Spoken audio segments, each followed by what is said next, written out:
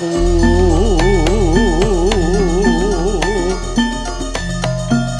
Duh wong ayu bebujanku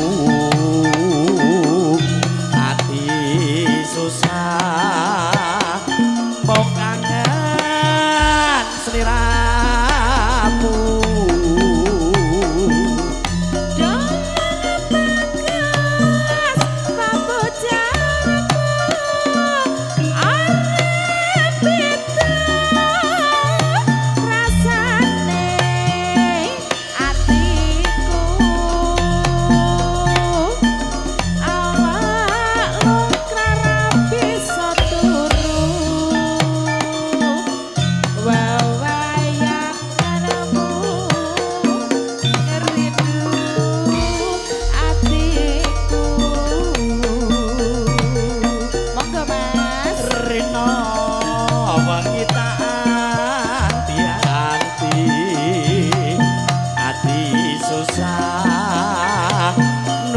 kowe bali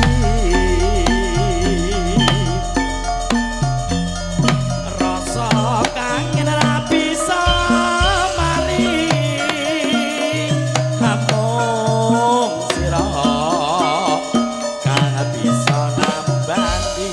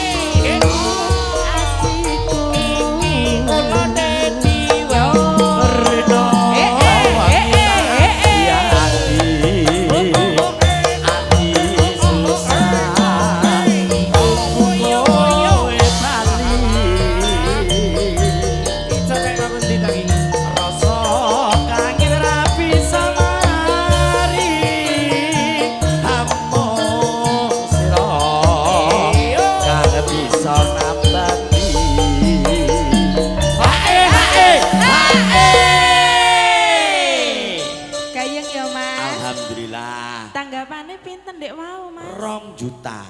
Panjer tok apa piye kuwi? Piye panjer nggo bis lah. Oh, bis tok. Bis tok brere. Umpama wong kene iki piantun piyayi mriki ajeng digawe.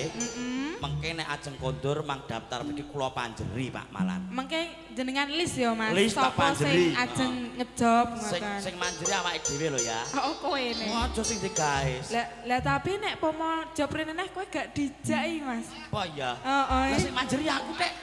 Lah kowe gak masuk circle Mas. Lah cah iki dijak gak iki? Dijak iki sing samarai gayeng ya kuwi kok. mong kowe Mas sing ra dijak jebule. Aku tembok ganti.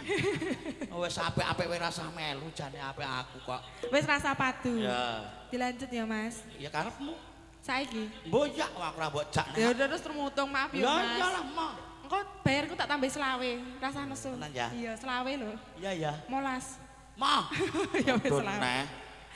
Dilajeng ya Mas. Aja semangat babakas tresnaku iki bakal ayu ora suwe aku bali bisa sumas ono